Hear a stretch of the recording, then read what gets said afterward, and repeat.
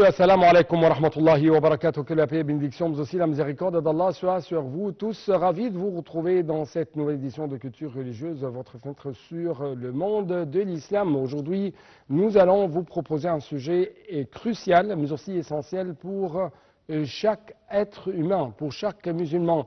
Il s'agit de l'islam, il s'agit de la paix. Mais est-ce qu'il y a vraiment une relation entre l'islam et la paix? Quelle est cette relation entre les deux? Qu'est-ce que ça veut dire? Que signifie quand même l'islam? Quelle est la notion de la paix voulue par l'islam? Et également, nous allons vous proposer une autre question. S'agit-il de la paix ou de la soumission aux yeux de l'islam? Donc, toutes ces questions seront bien sûr posées à notre invité, Dr Kamal Gardallah, le grand professeur à l'université de Al-Azhar, qui se trouve aujourd'hui, qui nous honorait par sa présence, qui se trouve aujourd'hui au studio de Nantes International. Toujours, vous êtes le bienvenu sur Nantes International. Assalamu alaikum wa rahmatullahi wa barakatuh. Wa alaikum assalam wa rahmatullahi wa barakatuh. Merci. Qu'est-ce que ça veut dire l'islam ou que signifie l'islam d'après la langue, d'après la notion divine, et quelle est également la relation entre l'islam et la paix, ou as-salam? Oui. Tout d'abord, la notion de l'islam se rapproche efficacement et sérieusement de la notion de la paix. Parce que l'islam, c'est le mot salama, c'est-à-dire se soumettre. Donc l'islam, c'est une soumission à la volonté divine, à la volonté d'Allah, gloire à lui. Pour qu'on soit musulman, il faut être soumis entièrement aux décrets et aux ordres de son Seigneur. C'est tout à fait essentiel, c'est une règle tout à fait dominante pour la définition de l'islam. La paix aussi, en fait, c'est le fait de répandre à la tranquillité, la pacificité, le pacifisme dans tout le monde, parce que la paix, c'est le contraire de la guerre. Donc, un état de paix, c'est l'état cherché et voulu toujours par l'islam. Mais malheureusement, cela pourrait nous conduire à une autre question. Est-ce que l'islam, en fait, adopte le principe de la paix ou bien le principe de la guerre? Question tout à fait importante. Du point de vue de l'islam, c'est la paix qui est toujours cherchée. On ne cherche que la paix, la coexistence pacifique dans tout le monde, dans les quatre coins du monde, parmi tous les humains. Mais c'est un souhait. Et malheureusement, tout souhait n'est pas à réaliser facilement parce qu'il y a toujours en fait ce qu'on peut appeler le marchand de guerre.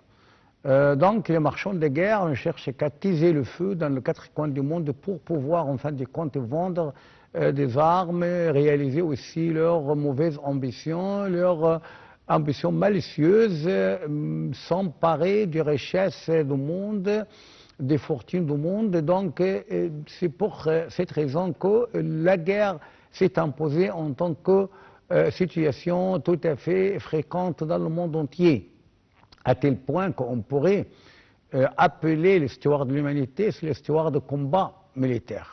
L'histoire de l'humanité, c'est l'histoire de combat militaire, c'est l'histoire des guerres, c'est l'histoire du conflit armé à partir de l'aube de l'histoire jusqu'aujourd'hui.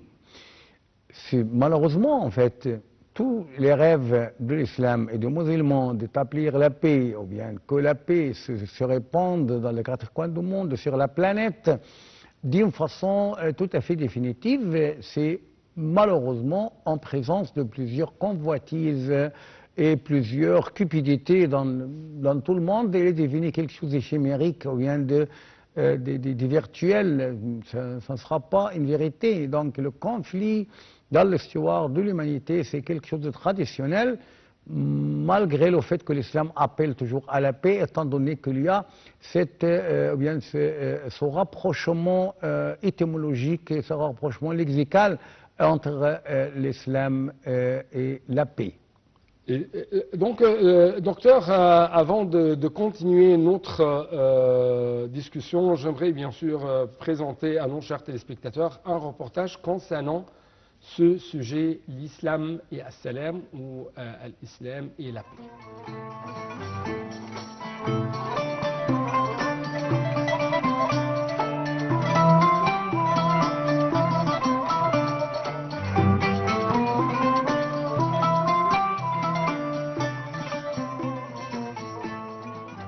L'acceptation de l'autre est un principe favorisé en islam.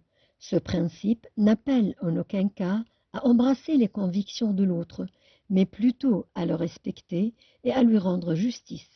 Le prophète, à lui bénédiction et salut, a dit « Celui qui fait du mal injustement à un juif ou à un chrétien me trouvera en adversaire le jour du jugement dernier. » Il a également dit « Celui qui tue une personne bénéficiant d'un pacte dans un moment où il n'est pas permis de le faire, Allah lui interdit le paradis.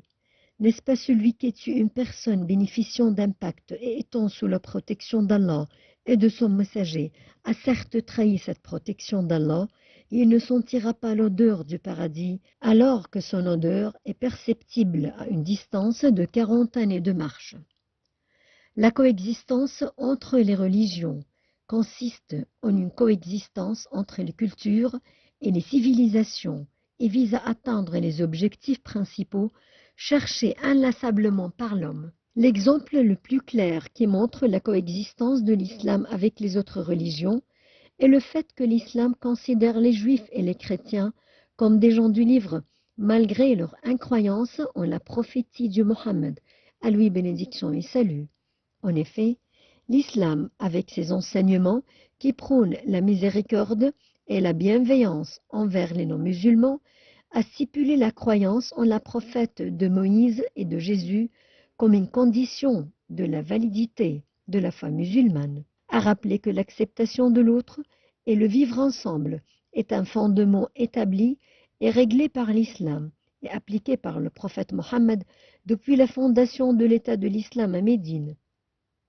L'islam a appris aux musulmans la coexistence et le vivre avec les adeptes des autres convictions, sur la base de faire les devoirs et d'obtenir les droits. C'est pourquoi les musulmans et les non-musulmans ont vécu ensemble en toute sécurité et sur un pied d'égalité quant aux devoirs et droits.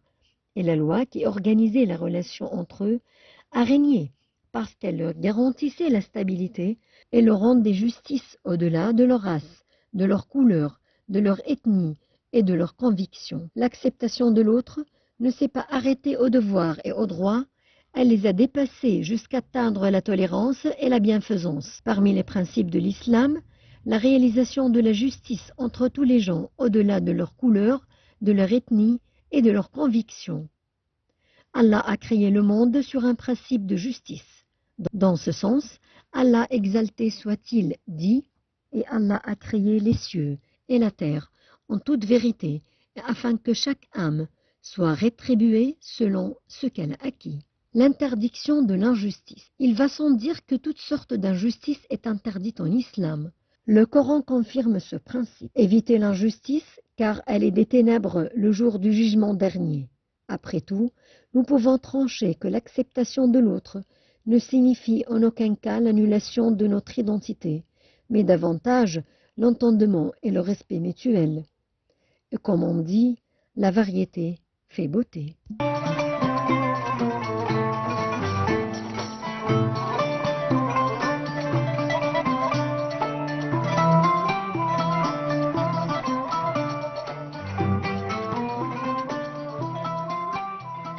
Donc, encore une fois, chers téléspectateurs, nous avons une question essentielle. Quelle est la notion de la paix voulue par l'islam?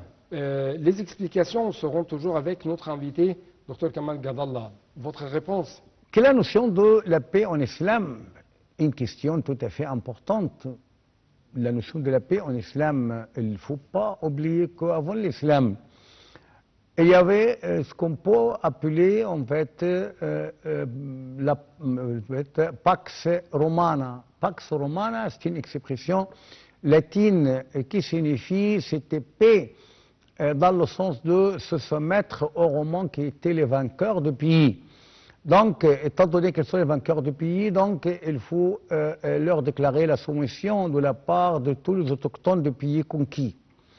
Donc, ce n'était pas une paix, mais en fait une sorte d'humiliation, de réduire à l'esclavage. Donc, cette notion de paix, en fait, est tout à fait haïssable et rejetée par l'islam, qu'il ne pourrait jamais accepter qu'une partie de l'humanité réduise l'autre partie à l'esclavage, parce que cela, c'est une injustice et aussi c'est une tyrannie, c'est une oppression, c'est un despotisme qu'on ne pourrait pas accepter de la part d'une religion qui se déclare la religion de la liberté humaine et de ce qu'on peut appeler du libre arbitre. Donc, comment admettre que, par exemple, les Romains ou bien les autres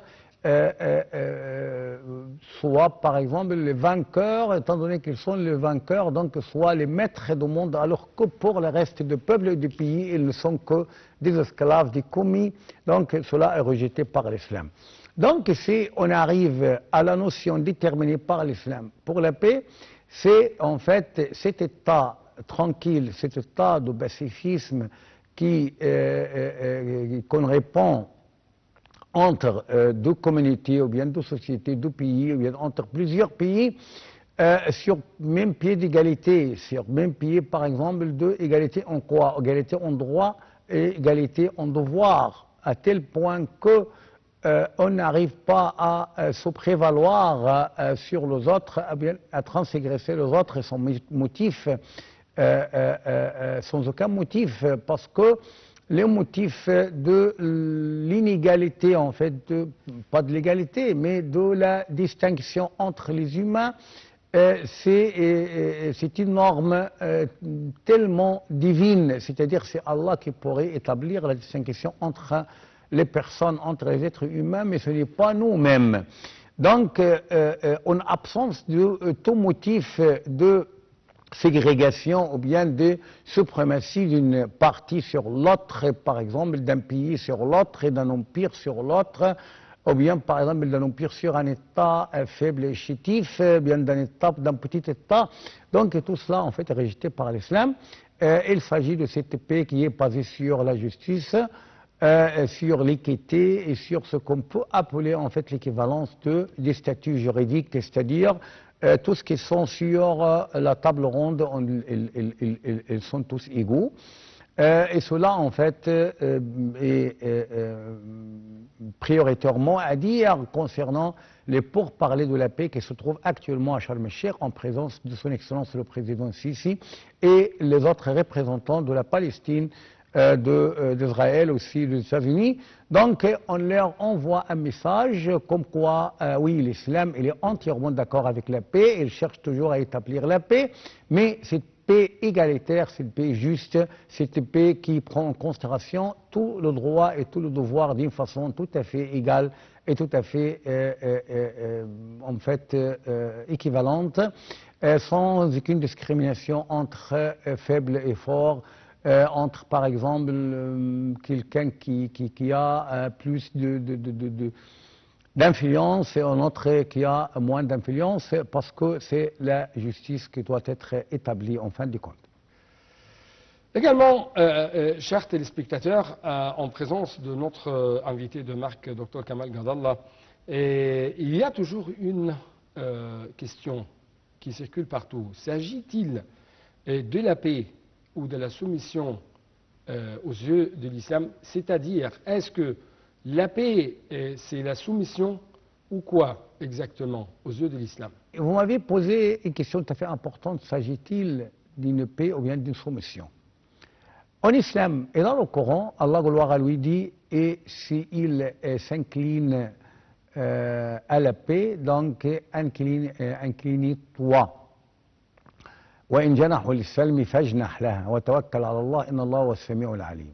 C'est-à-dire que le musulman ne demande pas la paix à partir d'une situation de faiblesse.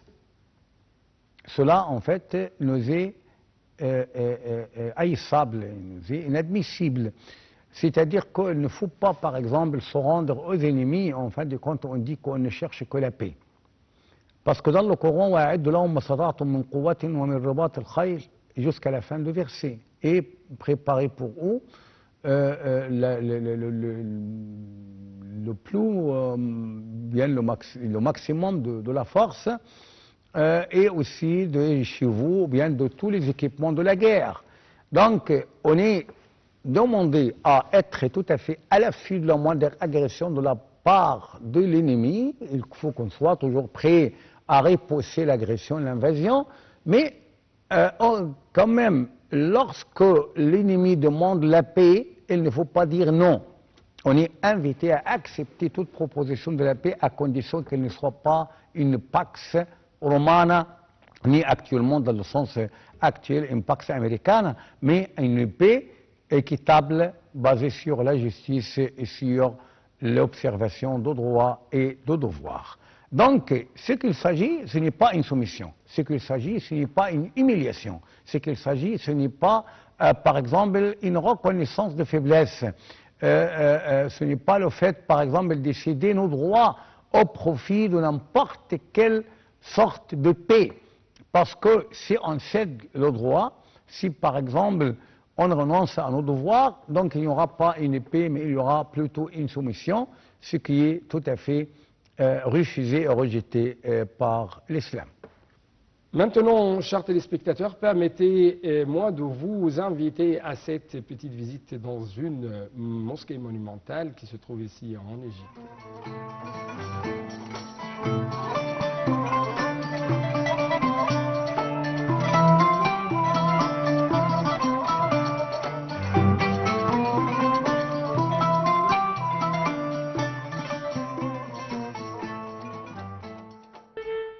Beit el-Sehemi, ou la maison d'El-Sehemi, est l'un des sites touristiques les plus distingués en Égypte. Il s'agit d'une maison ottomane qui reflète la magnificence de l'architecture islamique au XVIIe et XVIIIe siècle. La maison d'El-Sehemi se trouve au cœur du Caire fatimide, la région d'El Gamaleya, dans une petite ruelle baptisée Ad-Darb el-Asfar, tout près de la rue d'El Moaz, une rue qui regorge de monuments islamiques. La maison d'El-Sehemi est construite sur une surface de 2000 mètres carrés et se compose de 2 étages. Le premier, Al-Salamlek, est consacré aux visiteurs et le deuxième, Al-Haramlek, est consacré aux visiteurs femmes. Ces 2 étages comprennent 119 salles. Le nom actuel de la maison est dû à son dernier propriétaire, Cheikh Mohammed Amin el-Sehemi, qui l'a acheté en 1796. En 1930, le gouvernement égyptien a acheté la maison antique des petits-fils de Cheikh el-Sehemi à 6000 livres égyptiennes et a consacré une somme de 1000 livres pour sa restauration, qui lui ont rendu sa splendeur. Et elle a été réinaugurée, donnant l'exemple à l'une des plus belles et plus riches maisons ottomanes en Égypte. Du point de vue architectural, la maison d'El-Sehemi est composée de 2 édifices, l'une au sud et l'autre au nord, par Cheikh Abdul Wahhab Tablaoui, et la date de sa construction est gravée sur une frise en bois au-dessous d'une chaise qui se trouve dans la cour interne de la maison. La partie nord de la maison d'El-Sehemi est construite en 1796 par Ismail Chalabi, l'a annexée à la partie sud, formant ainsi une seule maison composée de 2 édifices. L'architecture extérieure de la maison est composée de 3 façades en pierre. La première est la façade principale, qui se trouve dans le côté sud-ouest et est composée de 3 étages et donne sur la ruelle del Darb el-Asfar. Juste au milieu de la première étage se trouve l'entrée principale de la maison, formée d'un arc brisé. Et à gauche de cette entrée, il y a une autre porte qui conduit vers les annexes de la maison et vers le tombeau du cheikh Nasr ad-Din al-Arba'in. La façade de cette premier étage renferme un nombre de fenêtres devancées de grillages en bois. La deuxième façade de la maison se trouve dans la partie sud-est et donne sur la ruelle del Darb el-Asfar. Et elle se compose de 2 étages. Cette façade, comme la principale, renferme plusieurs fenêtres. Dans la partie est de la deuxième façade, il y a une porte qui conduit vers le jardin postérieur de la maison. La troisième façade de la maison se trouve dans le côté nord-est. Et maintenant, une grande partie de cette façade est complètement démolie. L'entrée principale de la maison d'El Sahimi conduit vers une surface carrée.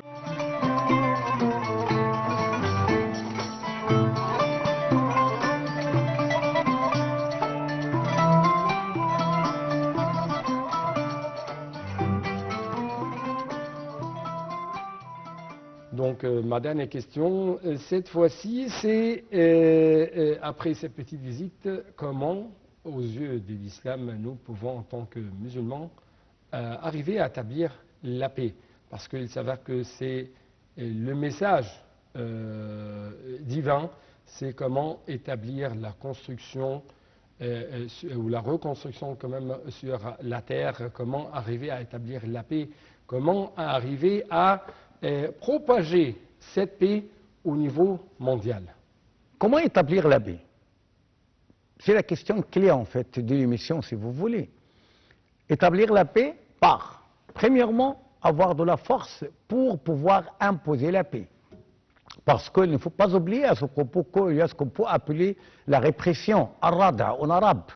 Donc, ar-rada, c'est-à-dire le fait d'être capable de repousser votre ennemi, même s'il ne vous livrez pas à une guerre qui pourrait être destructive, ou bien destructrice aussi, à la fois pour vous et pour l'ennemi. On ne cherche pas la guerre, on n'est pas des commerçants de guerre ou bien de marchands de guerre, non. On est en fait des prédicateurs de paix. Établir la paix, premièrement, être prêt à repousser l'agression, d'une part. D'autre part, éprouver la bonne intention de la coexistence pacifique entre toutes les parties et tous les pays de la région.